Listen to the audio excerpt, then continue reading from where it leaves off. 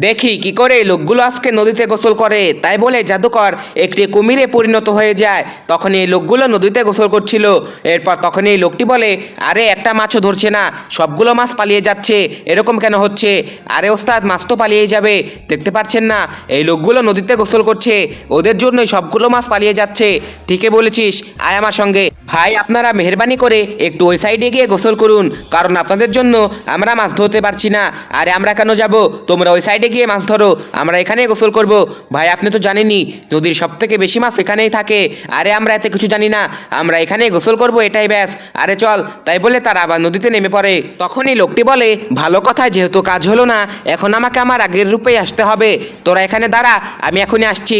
তাই বলে সে গিয়ে একটি কুমিরে পরিণত হয়ে যায়। এরপর নদীতে নেমে পড়ে। তখন এই লোকগুলো বলে, আরে কুমির কুমির, পালাও পালাও। তাই বলে তারা নদীর উপরে চলে আসে। এরপর কুমিরটি নদীর উপরে আসতে থাকে। এটা দেখে লোকগুলো ভয় পেয়ে এখান থেকে পালিয়ে যায়। তখনই লোকটি আবার মানুষে পরিণত হয়। এরপর বলে, এই লোকগুলো আর কখনো এখানে আসবে না, চলো গিয়ে মাছ ধরি।